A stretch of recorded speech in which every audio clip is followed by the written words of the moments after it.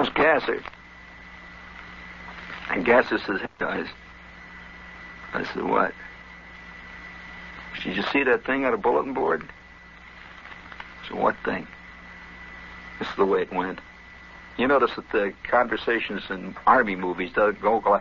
I never saw any groovy Army like MASH. Never. That's only in the minds of writers. It ain't in the minds of the real thing. And so Gasser said, hey, you guys see that thing down there on a bulletin board? I said, what? He said, don't ask me what. If you want to know what it is, get on and read it yourself. See, it was You Know What Your Buddy Week. There's a certain little thing that we got in the Army, or in any of the armed forces. You probably know what it is. Have you ever heard that expression? You haven't. Well, what's the most common word you see all over the walls of the subways? It isn't, oh, darn it. What is it? Well, put a blank in this phrase. Blank your buddy week. And just fill in whatever phrase you want to use. So that's a common holiday, and we were celebrating it this Wednesday, which means you ain't got no friends in this company. So I'm sitting there, and I said, what is it down there, Gasser? Just go down and look at it yourself. I don't chew my cabbage twice. All right. Then there was a little general undercurrent of obscenity, which usually accompanies any comment where there's a large group of men together who are suffering from heat rash and lack of everything. It's just sort of like static. It just goes on around you. You know, you don't think of it as obscenity any longer. It's just like crickets chirping. So I get up and I wander on down to the bulletin board there with Zinsmeister, saying, that's important. Remember the name, the Zinsmeister. Not with a C, but with a Z, Zinsmeister. Not Zinsmeister, Zinsmeister. He spelled it with 2 Z's, 3 Y's, 4 S's, and another Z. That's the way it started out. So me and Zinsmeister go wandering down to the never realizing that the forces were after us, were pursuing us relentlessly. You see, that's the thing about all of us. We like to think that the forces are after the other guys. Oh, yeah, you know, it's always, well, that's the way it goes. It's life. You see some guy, who's been hit by a meteorite someplace, and you shrug your shoulders, and there's a deep sense, very subtle sense of superiority over the guy. After all, he deserved that meteorite. He loused up, And so we go wandering. You always think you're immune, see. So we wander around down to the bulletin board, and there, amid all the other announcements, we had thousands of announcements, and our company had been in this same spot, in this same quagmire, for so long, and there had been successive companies in there before us, you see, all with the same name. They go on and on and on. The regiment it goes all the way back to the wars of Athenia. So there were announcements there about General Washington will make his annual survey. You go on to the bottom of these things and you find out fantastic announcements. Well, did I ever tell you about what happened one time in the warehouse? Yeah, I was on a warehouse detail one time with a whole bunch of guys who were down there unloading big boxes of stuff.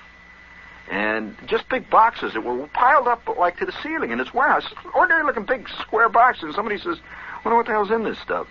So one of the guys pried one of them open. Would you believe it or not, it was an entire warehouse full of World War I uniforms with these high collars, And you open it up and you could hear, little voices singing, "It's a long way to Tipperary." And I imagine that that was on the top of the pile. Had we gone all the way down, we would have found halberds and buskins and, there'd have been a couple of maces down there, GI issue, still in the Cosmoline, and all the way down. Sure, can you imagine those guys getting their stuff issued in Hannibal's army?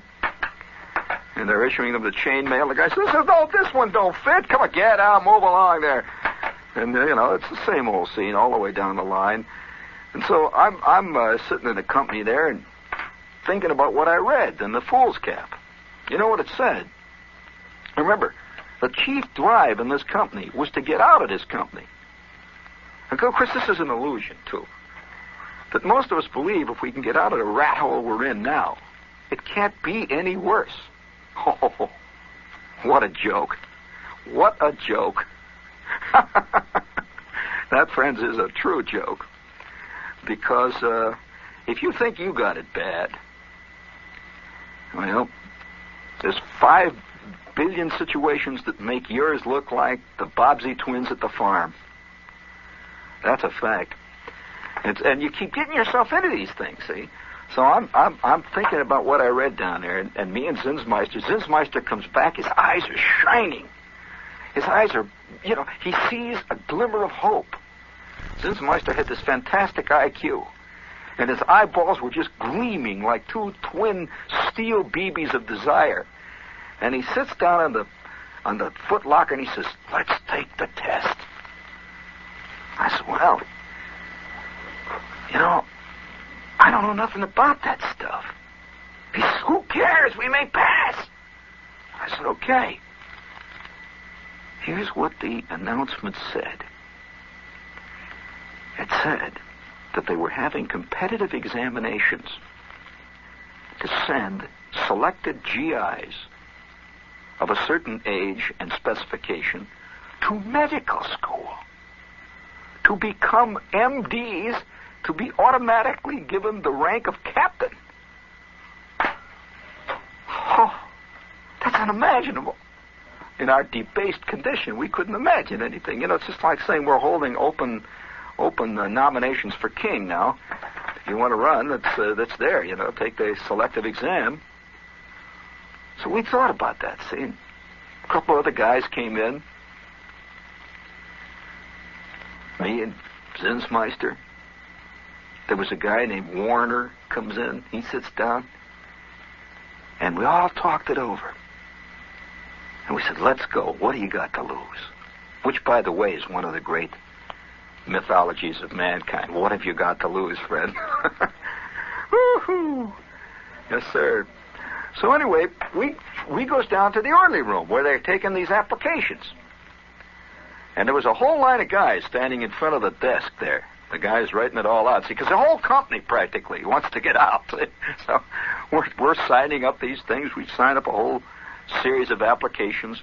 And, of course, just like it always is in the Army, whenever you sign anything, it's like putting your laundry list in a bottle and throwing it in the Atlantic Ocean, figuring that the guy who's got your laundry down in Atlanta, Georgia, will somehow get it.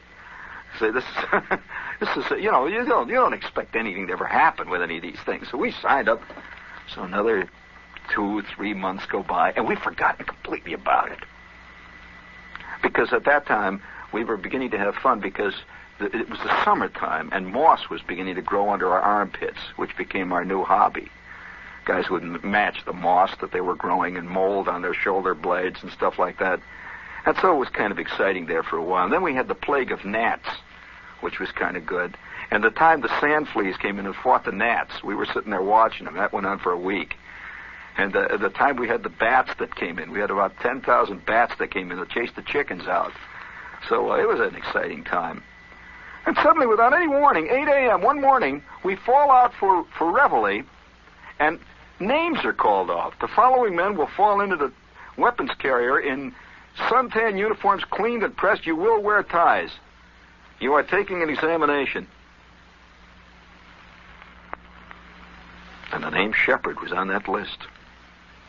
The name Zinsmeister was on that list. The name Warner was on that list.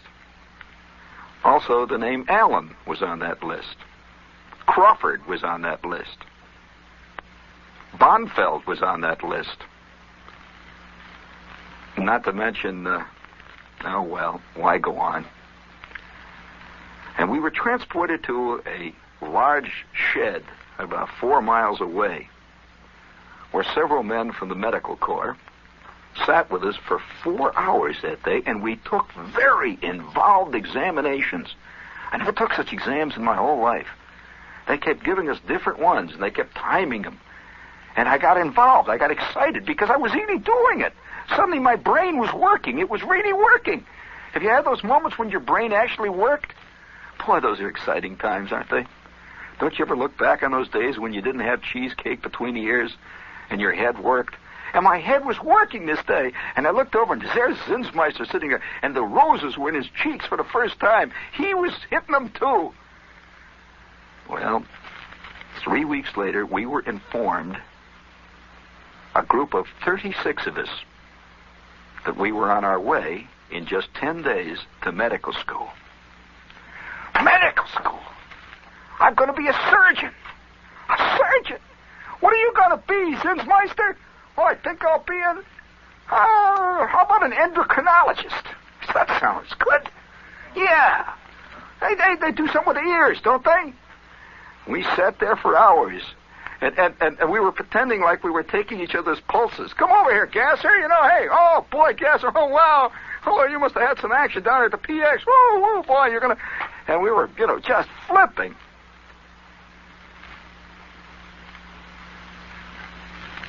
You don't want to hear the rest of this. I don't want to tell you the rest of it. I don't want to tell you the rest of it. But I will. To show you that there are forces that go way beyond Agnew and all this little stuff. It's the real thing. 2 weeks later, 19 guys were shipped out to places like Tulane Medical School, Loyola Medical School, Harvard Medical School. And the rest of us sat around. We were qualified. We had passed the test. I got 97. In fact, that medical corps major said to me, you're a born neurologist. I said, well, some got it, some ain't, I was just waiting. And the rest of us were sent deeper in the swamp to an infantry outfit that was on its last maneuvers before its suicide charge. Years went by. Years and years. And I remember one day, that terrible day, I'm walking down a long, lonely road. After years, I have made honorary T5, which is a corporal. I see coming in a jeep towards me, Crawford. Major Crawford, Medical Corps. Didn't even notice me. Just went on right by. He was with 7 nurses, all sitting on one knee. And then a few years afterwards, I found out why. Alphabetical. The quota. They just took them from the top. It was all fair. After all, you start at the top. Zinsmeister, God only knows what happened to Zinsmeister.